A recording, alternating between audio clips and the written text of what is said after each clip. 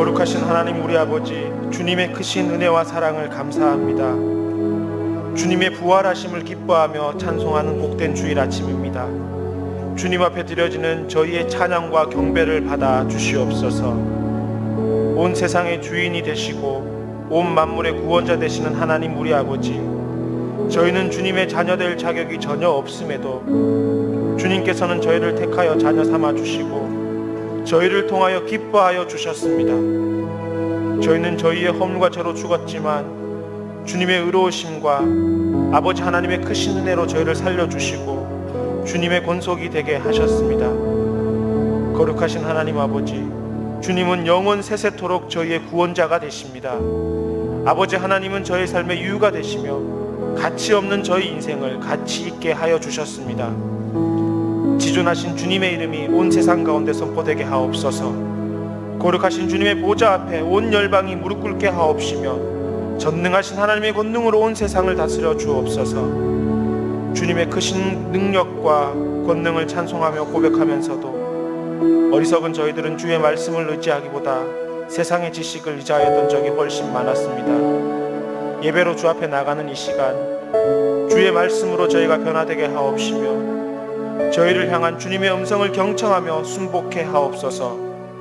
그리하여 아둔한 저희를 지혜롭게 하옵시며 주님의 자녀로서 아버지의 거룩하심을 닮게 닮아가게 하여 주시옵소서. 이 모든 간구를 예수 그리스도 이름으로 기도드리오며 이제 지난 한 주간의 일을 돌아보며 하나님과 저만이 아는 죄를 참회드리옵니다.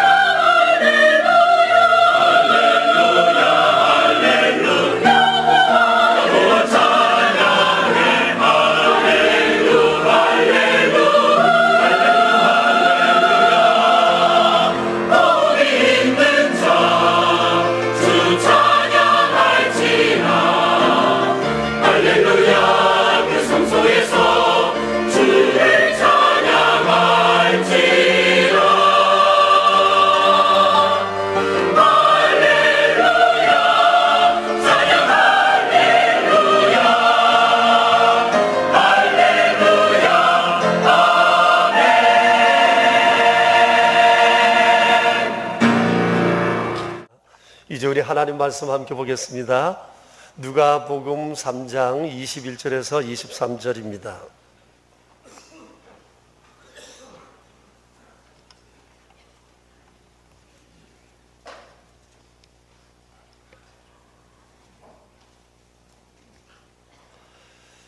이제 우리 함께 살아계신 하나님의 말씀을 받들어 읽겠습니다. 21절부터 23절입니다. 백성이 다 세례를 받을세 예수도 세례를 받으시고 기도하실 때에 하늘이 열리며 성령이 비둘기 같은 형체로 그의 위에 강림하시더니 하늘로부터 소리가 나기를 너는 내 사랑하는 아들이라 내가 너를 기뻐하노라 하시니라. 예수께서 가르치심을 시작하실 때에 30세쯤 되시니라. 사람들이 아는 대로는 요셉의 아들이니 요셉의 위는 헬리오. 아멘. 오늘은 공생애라는 주제로 말씀을 드리려고 합니다. 공생애라는 말의 뜻은 공적인 삶 혹은 공공을 위해 사는 삶이라고 그 의미를 풀이할 수 있을 것입니다. 일반적으로는 예수님께서 지상에서 사신 삶을 일컫는 말로 거의 고유명사화되어 있습니다. 그렇다고 볼 때 공생애라는 단어는 세상의 그 어떤 단어보다도 거룩하고 경건한 단어일 것입니다. 예수님의 공생애는 창세기 3장 15절에 이미 예고되었고 예수님의 성공적인 공생애로 인해서 사람들은 믿음과 소망을 갖게 되었습니다. 그래서 우리에게 있어서 주님의 공생애는 결코 잊을 수 없고 잊어서도 안 되는 사건입니다. 예수님께서 세상에 오신 유일한 목적은 이 공생애를 통해서 이루셔야 할 일이 있었기 때문입니다. 주님의 공생애가 본격적으로 시작되게 된 것은 세례 받으신 이후였습니다. 세례 받으실 때 하늘로부터 들린 이는 내 사랑하는 아들이요 내 기뻐하는 자라 고 하시는 하나님의 음성은 예수님 공생애의 서막이었습니다. 이 말씀은 공생애를 지내는 동안 예수님의 삶에 큰 원동력이 되셨어요. 누가복음 오늘 3장 23절에는 예수님의 공생의 시작을 이렇게 말씀하고 있습니다. 가르치심을 시작하셨다. 여러분 이게 무슨 뜻일까요? 자, 예수님의 세례를 받으셨어요. 하나님의 음성을 들으셨어요. 그리고 가르침을 시작하셨습니다. 이때로부터 본격적인 공생애가 시작된 겁니다. 그러니까 예수님 공생애 사역의 가장 핵심 사역은 가르치시는 겁니다. 이 가르치심이라고 하는 이 단어 속에는 광범위하게 포함된 내용들이 있는데 그것은 바로 천지 창조로부터 새하늘과 새 땅, 인간의 삶과 죽음 그리고 영원한 삶에 관한 모든 얘기가 여기에 포함되어 있습니다. 이를 한마디로 일컬어서 하나님 나라라고 말하죠. 하나님 나라라고 하는 이 말의 뜻은 하나님이 이 모든 것을 다스리신다 그런 의미입니다. 예수님께서는 공생애를 통해서 하나님께서 온 천지 만물 모든 인생을 다스리신다는 것을 친히 보여주셨습니다. 그 내용이 우리가 익히 알고 있는 히브리서 2장 14절부터 18절 말씀에 고스란히 기록되어 있습니다. 마귀의 권세를 멸하시고 십자가를 지시고 죄를 속량하시고 죄인들에게 영원한 생명을 주시고 죄와 죽음의 두려움으로부터 구하여 주시고 그리고 하나님의 백성들을 붙들어 주시고 도와주신 온전한 구원을 이루신 것에 관한 그런 내용들이 기록되어 있습니다. 이것이 바로 하나님 나라 안에서 이루어질 일이고 공생애를 통해서 주께서 이루신 일인 것입니다. 이렇게 성공적으로 공생애를 사셨던 예수님께서는 제자들을 택하셔서 공생애의 삶을 계속 이어가길 원하셨습니다. 그런데 여러분 공생애의 삶이라고 하는 것이 쉽지가 않습니다. 왜냐하면 삶의 주어가 바뀌어야 되고 삶의 주제가 바뀌어야 하기 때문입니다. 내게서부터 하나님께로 내 영광, 내 이름, 내 평안, 내 성공에서 한 걸음 더 나아가서 나의 성공과 나의 이름이 거룩한 하나님의 나라를 드러내는 하나의 그런 소재가 되고 불쏘시개가 되는 일이 되기를 소망해야 하기 때문에 이것이 삶의 주제가 되어야 하기 때문에 그렇습니다. 근데 이 어려운 공생애의 삶을 예수님은 제자들에게 당부하시며 성천하셨습니다. 그러므로 너희는 가서 모든 민족을 제자로 삼아 아버지와 아들과 성령의 이름으로 세례를 베풀고 내가 너희에게 분부한 모든 것을 가르쳐 지키게 하라. 내가 세상 끝날까지 너희와 항상 함께 있을 것이다 말씀하셨습니다. 여러분, 주님이 말씀하신 이것은 단순히 전도하라는 전도 명령이 아니고 공생애의 삶을 살라고 하는 것에 대한 당부의 말씀이다고 볼 수가 있습니다. 당시 제자들의 숫자는 별로 되질 않았습니다. 그랬지만 그들은 주님의 거룩한 명령을 가슴에 품고 성령 충만하여 세상에 영적 혁명을 일으켰습니다. 그들은 이 세상에 주님의 몸된 교회를 세웠고 수많은 사람들을 주님께로 돌아오게 했습니다. 이 제자들이야말로 진정한 공생의 제1세대들이라 말할 수가 있습니다. 그런데 이런 공생애의 삶을 산 사람이 이 제자들뿐만은 아닙니다. 지난 2000년 기독교 역사 가운데 수많은 사람, 별같은 주의 종들이 이런 공생애의 삶을 살았고 역사 가운데 복음의 꽃을 피워오게 된 것입니다. 바로 여기에 오늘을 사는 우리의 삶의 과제가 있다고 말할 수가 있습니다. 여러분, 지난주 우리는 21절, 22절의 말씀을 통해서 하나님께서 우리를 향한 은총과 축복의 말씀을 들었습니다. 너는 내 사랑하는 아들이요 내 기뻐하는 자라. 너는 토보하니라. 여러분, 이건 우리 그리스도인의 자부심입니다. 세상에 우리를 이보다도 더 황홀한 길로 이끄는 말씀은 없습니다. 정말 우리의 미소를 띌 수밖에 없게 하는 너무나 감격스럽고 기쁜, 우리를 정말 행복하게 하는 이 거룩한 말씀이에요. 여러분, 아침에 일어나서 제일 먼저 이 말씀 묵상하자고 했는데 하셨습니까? 저는 명선교회 담임 목사가 전해주어서 교인으로서 저는 했습니다. 아니, 그런 마음으로 했습니다. 우리 교회 담임 목사가 이걸 전해줬는데 내가 교인으로서 해야지 라는 마음으로 아침에 일어나서 제일 먼저 이 말씀 묵상하고 선언하고 또 마음에 새기면서 미소를 머금고 확신하면서 오늘도 그렇게 하루를 시작하고 있는 중입니다. 자, 여러분, 그런데 여기에 우리의 진지한 고민이 있어야 합니다. 자, 이렇게 하나님으로부터 엄청난 사랑과 은총을 입었습니다. 삶의 보장을 받았습니다. 그럼 여기서 멈출 것입니까? 내 안에만 묻어둘 것입니까? 이것이 내 혼자의 사건이 되게 할 것입니까? 아니라는 겁니다. 그럼 나는 이제 이 놀라운 은총을 입은 자로서 어떻게 살아야 하나, 이 고민이 우리에게 있어야 합니다. 정답은 공생애의 삶을 살라라고 하는 겁니다. 근데 여러분, 공생애의 삶이 쉽지 않습니다. 좀 전에 말씀드린 것처럼 어렵지 않습니까?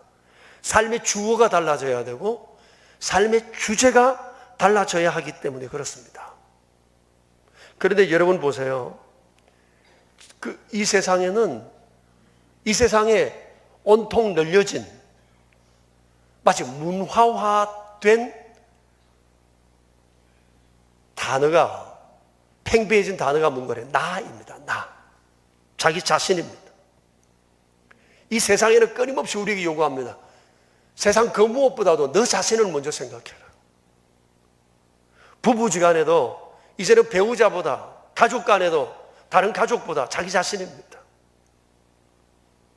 일단 너부터 살고 봐야 된다. 너부터 생각하라고 얘기를 합니다. 여러분, 우리가 나가면 이 얘기를 끊임없이 듣습니다. 직장에 나가도 이제 회사가 문제가 아니라 나 자신이 먼저 중요합니다. 너부터 먼저 챙겨라. 이 얘기를 계속 우리가 들어요. 자, 이런 세상 속에 사는 우리가 삶의 주제가 내가 아니라 하나님으로 바뀌어야 된다. 삶의 주제가 나의 성공과 나의 삶이 아니라 이제는 하나님의 거룩한 나라를 이루기 위한 것이어야 한다. 이게 얼마나 여러분 어려운 일입니까? 세상에서 말하는, 요구하는 것에 정반대적인 요구를 주님은 우리에게 하고 계시기 때문에 그렇습니다. 여러분 보세요. 예수님께서 공생애를 살려고 하시자 제일 먼저 예수님을 찾아오는 것이 사탄입니다. 사탄이 얼마나 교활한지 몰라요. 여러분, 사탄이 와서 예수님께 뭐라고 얘기했죠? 계속 얘기가 너입니다. 너가 하나님의 아들이라면, 너가 내게 이렇게 하면 내가 내게 이걸 주겠다, 이렇게 해주겠다, 그 얘기를 계속 했습니다. 여러분, 사단이 주님을 찾아와서 계속 요구한 것은 하나님도 좋은데 너 자신부터 챙기라는 겁니다.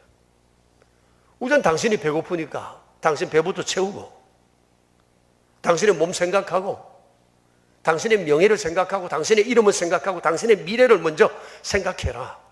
계속 주님에게 요구하는 것은 당신 자신이 중요하다. 당신 죽음을 아무도 할 수 없다. 그러면서 당신부터 챙기라고 끊임없이 요구했습니다. 자, 그때 예수님께서 어떻게 하셨죠? 주님은 나를 내려놓고 하나님을 먼저 생각합니다. 기록되었으되.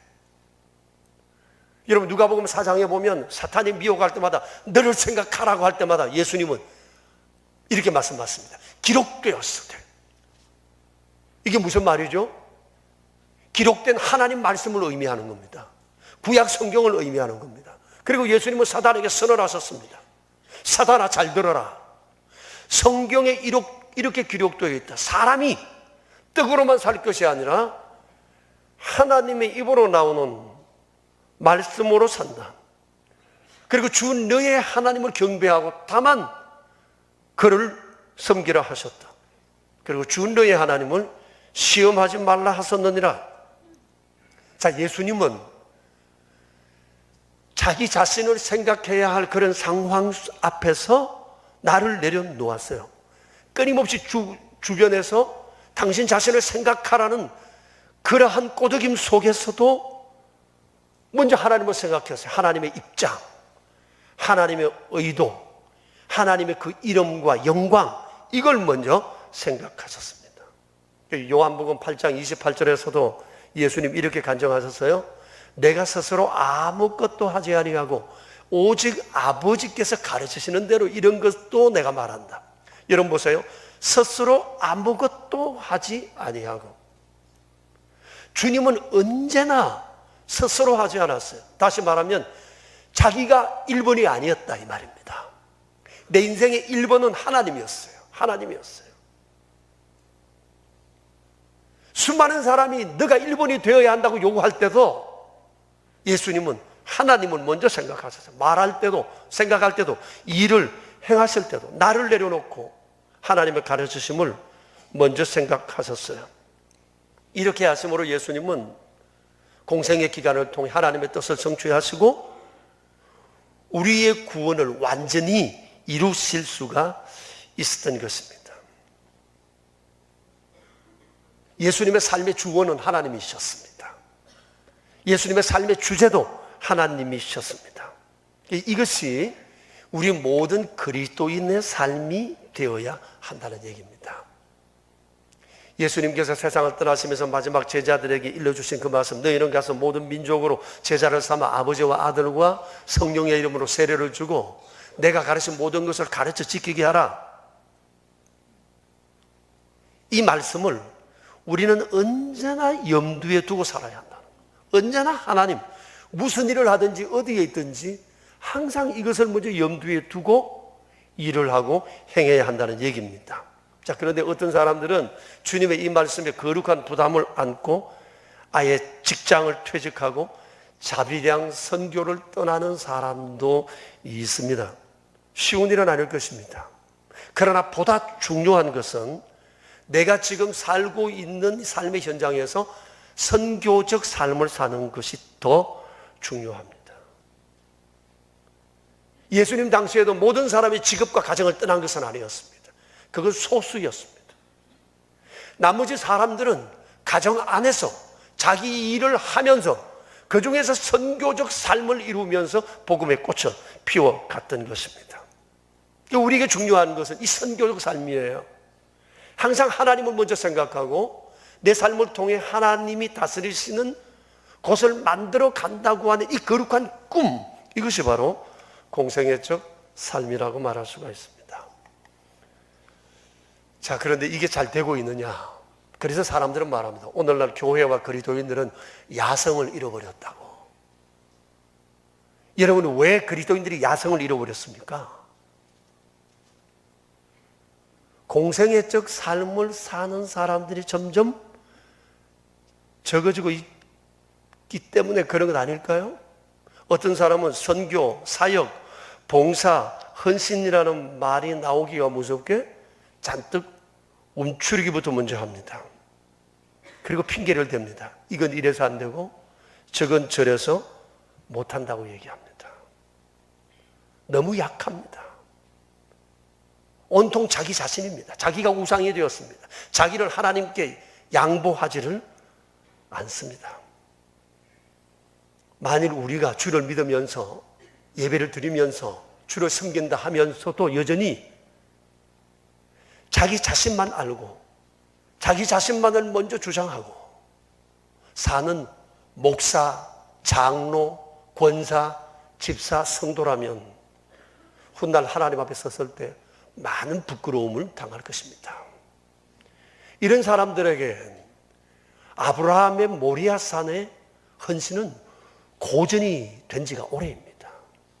하나님은 오늘날 우리에게 여전히 아브라함의 헌신 같은 것을 받길 원하십니다.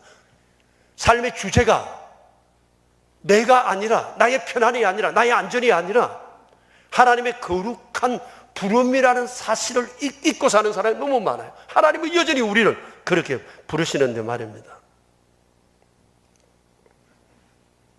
여러분, 우리 주변을 한번 돌아보세요.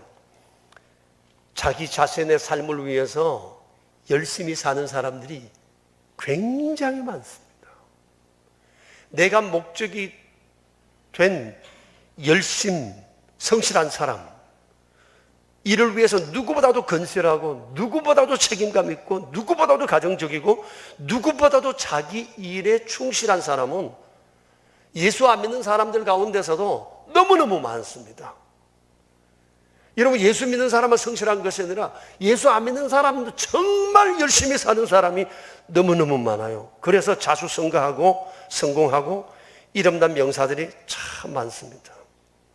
그런데 인생의 목적이 단지 이것뿐이라면 그들을 부러워해야 할 이유가 하나도 없습니다.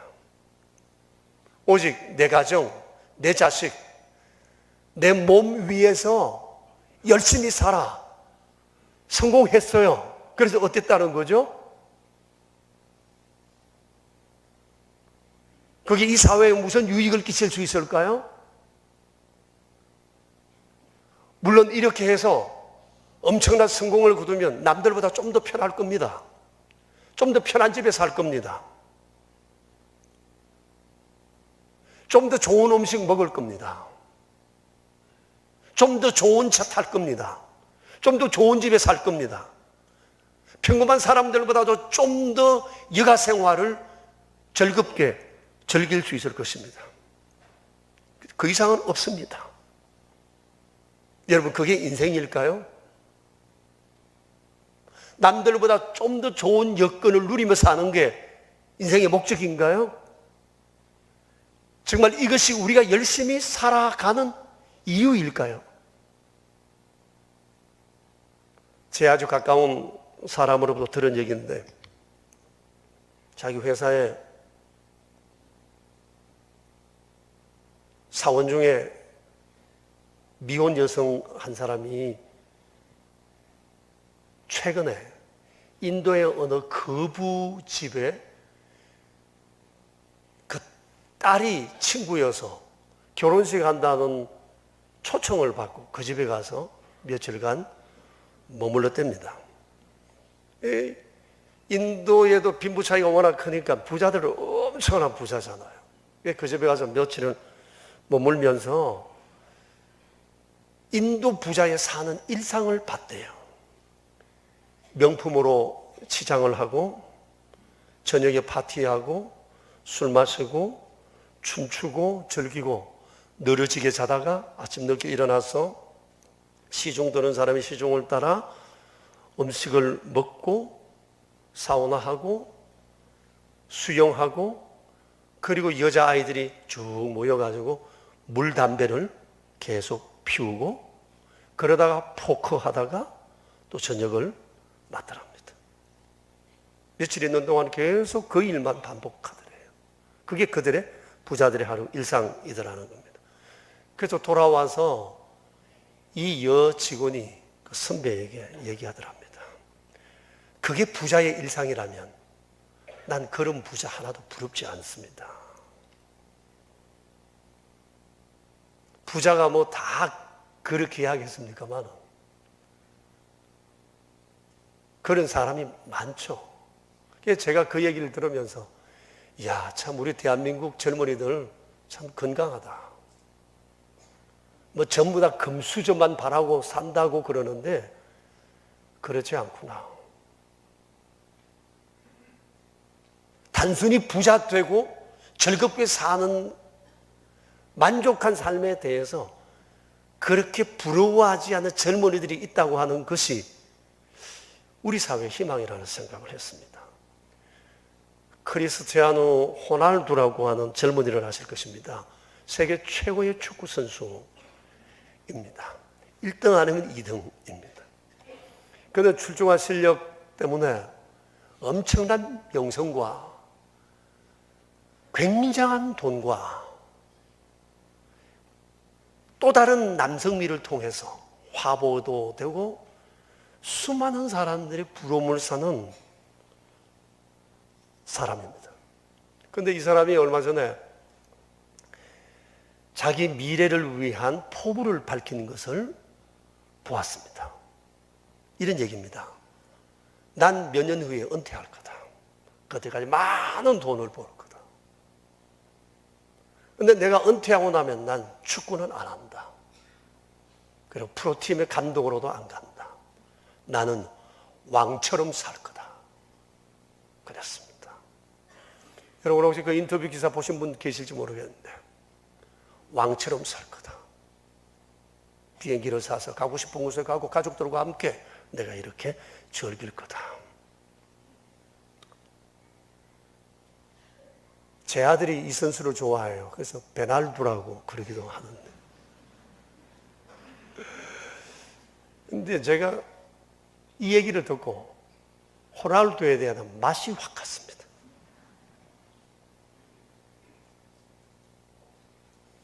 그가 번 돈 가지고 조금씩 기부도 합디다. 그게 다인가요? 그래, 그것 좀 뭐 일상 가운데 요만큼 떼서 기부했다. 뭐 그가 가진 그 가운데 얼마나 된다고. 그의 목적은 이런 데 있는 것이 아니라 왕처럼 사는 데 있는 겁니다. 왕처럼 살기 위해서 지금 열심히 운동한다 이 얘기입니다. 한 25년 전쯤인 걸로 기억이 됩니다. 한국 기독직장선교회에서 그의 부활절을 맞아서 세종문화회관에서 연극이 있었어요. 그래서 마침 우리 교회 교인 중에 한 사람이 거기서 사역하는 분이 계셔서 초대권을 가져와서 저희 내외가 가서 그 감동적인 연극을 보고 봤습니다. 그 연극 제목이 어린 나귀였습니다.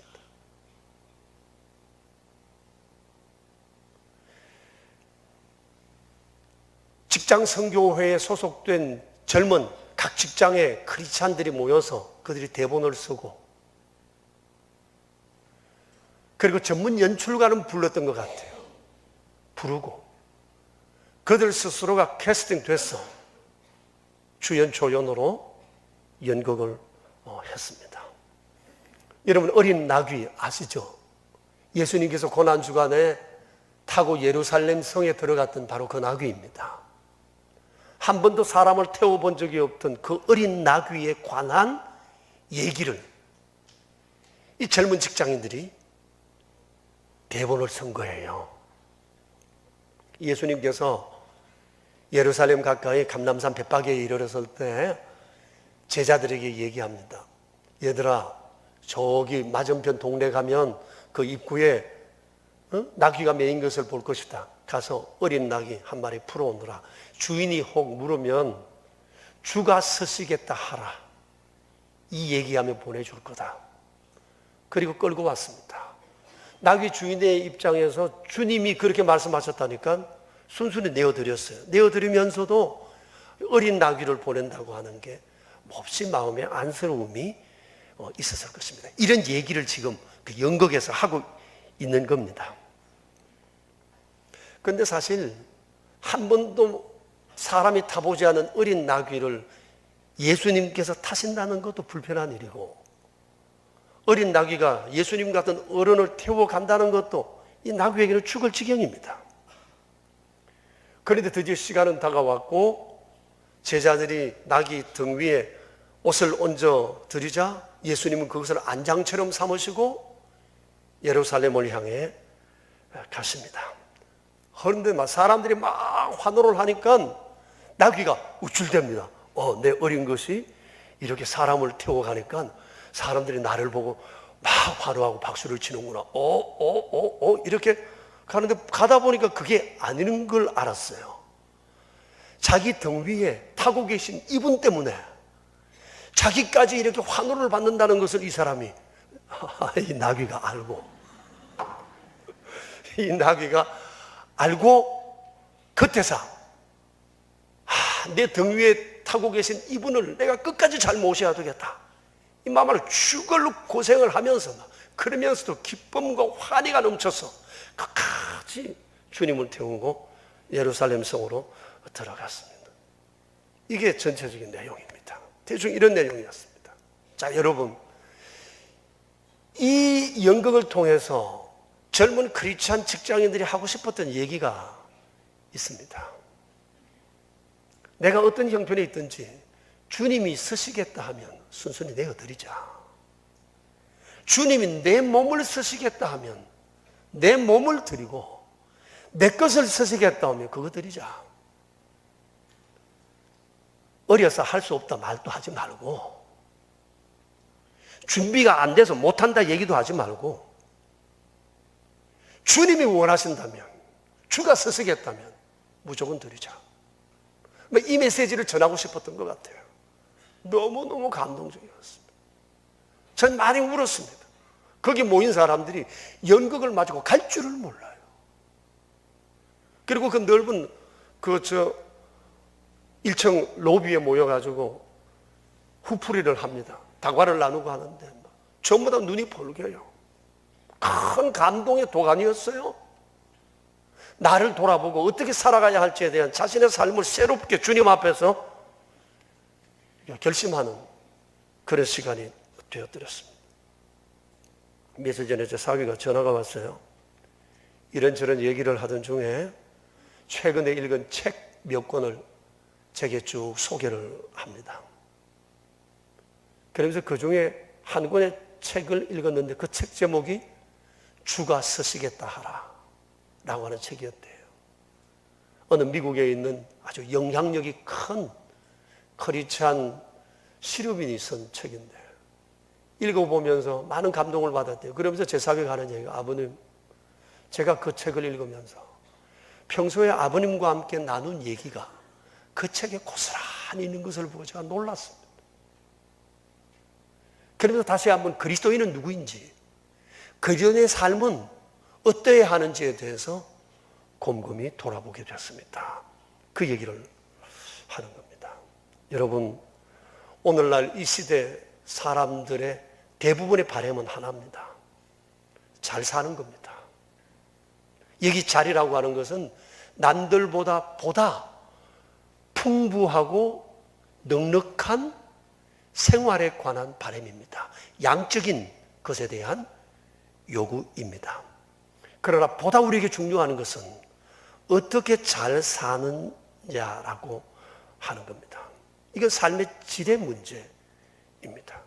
여러분, 그 인도 부자 삶이 부럽습니까? 그게 잘 사는 겁니까?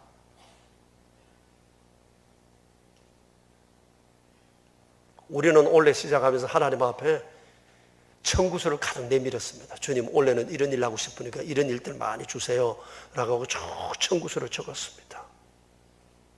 잘 돼야죠. 왜 잘 돼야 합니까? 왜 잘 되길 원하십니까?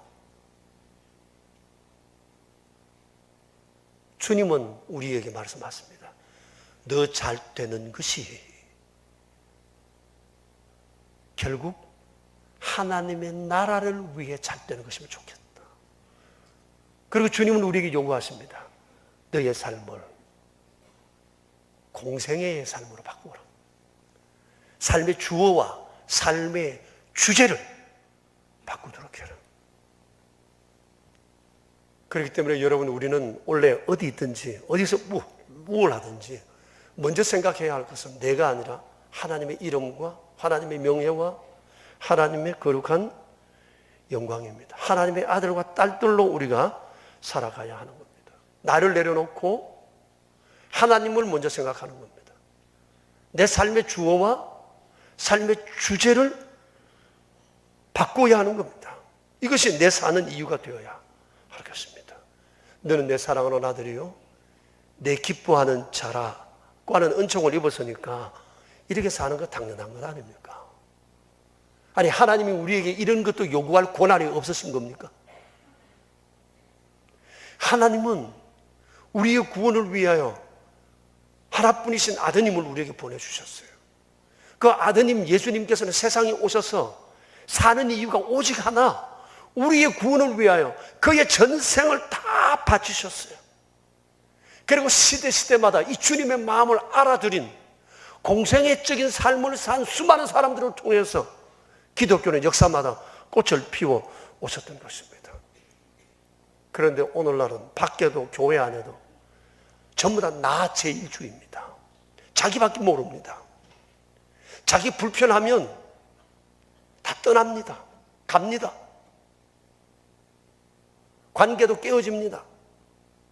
온통 자기 자신으로 도배가 되어 있습니다. 자기밖에 모릅니다. 그리고 잘 사는 것이 목적이 되어 있습니다.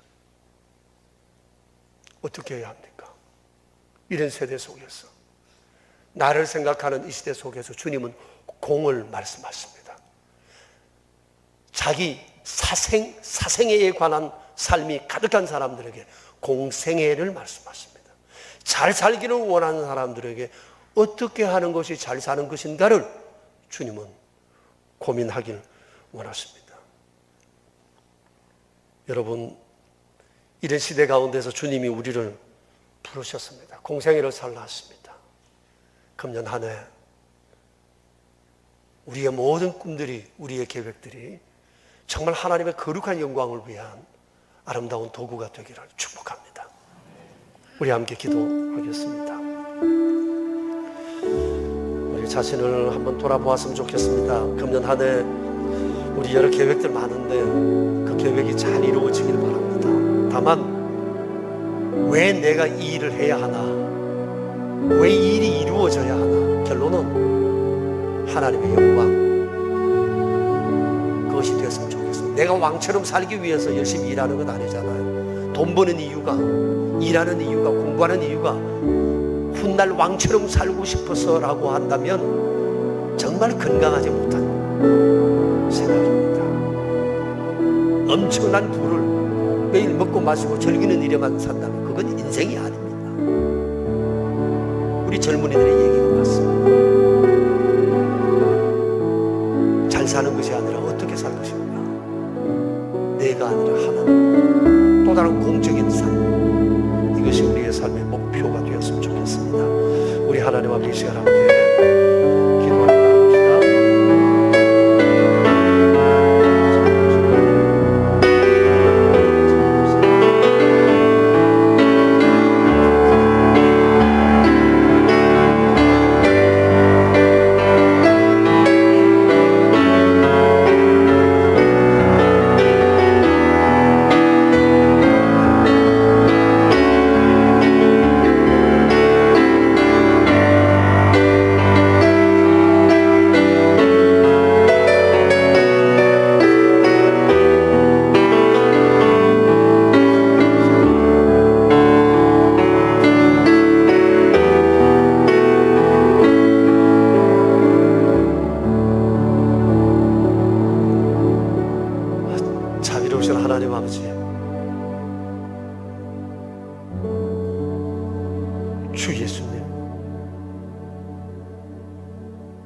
오직 아버지와 예수님의 관심은 오직 하나, 이 세상에 하나님 다스리는 나라 되기를 원하시는 것이고, 저희 죄인들이 구원받아 하나님의 뜻을 따라 살기 원하는 것, 너무나 단순한 이 역사 가운데 목적을 가지고 계심을 보았습니다. 그런데 우린 너무 복잡합니다. 주님의 관심은 오직 죄인된 저희 자신임에도 불구하고 우리의 관심은 오직 나 자신입니다. 이웃도 없고 하나님도 없습니다. 온 세상은 나로 도배되어 있습니다. 나 제일주의의 삶에 묻혀 살아가는 사람이 너무너무 많습니다. 여기에 대해서 조금도 양보하지를 않습니다. 주를 태워가는 어린 나귀의 얘기는 옛날 이야기요, 아브라함의 모리아산의 헌신도 고전이 되고 말았습니다. 수많은 사람들은 오늘날 그리스도인들이 야성을 잃었다고 얘기를 합니다. 그러나 정작 본인을 돌아보지는 않습니다. 모든 교회의 문제가 다른 사람 때문이라고, 제도 때문이라고, 이런저런 이유 때문이라고 생각을 합니다. 전능하신 주님, 오늘 이 시대 정말 주의 그 길, 공생애의 길을 따라 사는 사람 과연 누구입니까? 삶의 주어가 바뀌고 주제가 바뀌어 오직 하나님의 그 이름과 명예와 그 영광을 위해서 사는 사람이 과연 누구입니까? 오늘 주님은 이 시대에 어린 나귀를 찾고 계시고 아브라함을 찾고 계십니다. 제가 여기 있나이다 나설 수 있는 사람이 우리 교회에 많길 원합니다. 예수님의 이름으로 기도합니다. 아멘. 주님의 거룩하신 은총을 감사드리오며 이 시간 저희가 드린 예물을 위해 축복하며 기도합니다.